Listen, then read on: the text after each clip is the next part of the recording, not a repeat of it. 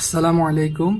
গতকালকে আমরা রমাদান মাসের প্রস্তুতি উপলক্ষে রমাদান প্রিপারেশন এই বই থেকে পড়ছিলাম। প্রথম পৃষ্ঠা পড়া শেষ, এখন আরেকটা পৃষ্ঠা থেকে পড়ছি। রহমতের বিশেষ মাস। আল্লাহ তাআলা যেহেতু স্রষ্টা, তিনি জানতেন মানুষ যখন দুনিয়ার কারবারে ব্যস্ত হয়ে পড়বে তখন আমাকে ভুলে যাবে এবং দুনিয়ার প্রতি তার যে পরিমাণ আগ্রহ থাকবে সেই পরিমাণ আগ্রহ ইবাদতের ক্ষেত্রে পাওয়া যাবে না। এতদ সত্ত্বেও আল্লাহ তাআলা মানব জাতিকে বলেছেন, তোমাদের আরও সুযোগ দিচ্ছি, এজন্য প্রত্যেক বছর একটি মাস তোমাদের জন্য বরাদ্দ করা হচ্ছে, যেন 11 মাস প্রবৃত্তি, কামনা বাসনা, ব্যবসা বাণিজ্যে ব্যস্ত থাকার পর রহমতের বিশেষ একটি মাস পেতে পারো এবং আমার নিকটে এসো অতি নিকটে। আমার নিকটে এসো অতি নিকটে। 11 মাসের দূরত্ব যেন ঘুচে যায়, আমার কাছে আসার ও আমার সাথে ভালোবাসার একটি মেলবন্ধন তৈরি হয়। হিদায়াতের এ মাসে তোমাদের অন্তরে যে কালিমা লেগেছে সব ধুয়ে মুছে পুতু পবিত্র হয়ে নাও। দূরত্ব কমিয়ে নিকটে আসো, উদাসীনতা ভুলে হৃদয়কে জিকিরের মাধ্যমে তরতাজা করো। রোজার উদ্দেশ্য তো এগুলাই। আল্লাহর সাথে সেতু বন্ধনের অন্যতম মাধ্যম রোজা।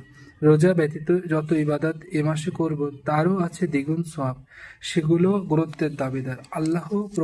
আল্লাহর প্রকৃত উদ্দেশ্য হলো এ মাসের মাধ্যমে মানবজাতি আল্লাহর নিকট দৌড়ে চলে আসে।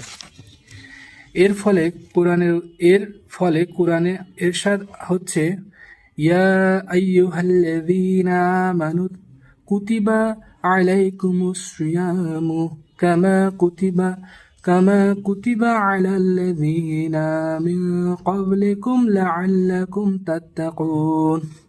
অর্থ, হে ঈমানদারগণ, তোমাদের উপর রোজা ফরজ করা হয়েছে তোমাদের পূর্ববর্তীদের জন্য যেমন ফরজ করা হয়েছিল, যাতে তোমাদের অন্তর আল্লাহ ভীতি সৃষ্টি হয়।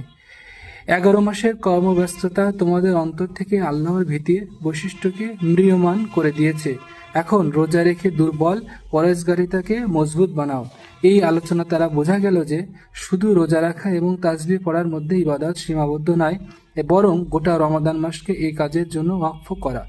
11 মাস আমরা আমাদের আসল উদ্দেশ্য এবং ইবাদত থেকে যে দূরে সরে গিয়েছিলাম সেই দূরত্বকে পিছনে ফেলে আল্লাহর নৈকট্য অর্জন করব।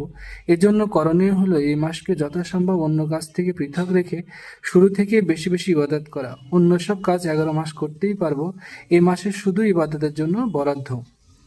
তো আজকে আমরা আরেকটা পৃষ্ঠা পড়লাম। এভাবে ধীরে ধীরে আমরা চেষ্টা করব যে রমাদান মাসের যে প্রস্তুতিটা আগে থেকে নেওয়ার, সেজন্য এই অধ্যয়ন অল্প করে হলো রেগুলার করব ইনশাল্লাহ। সবাই আমাদের পাশে থাকবেন এবং চ্যানেলটা সাবস্ক্রাইব করে নিয়মিত লাইক ফলো দিয়ে রাখবেন।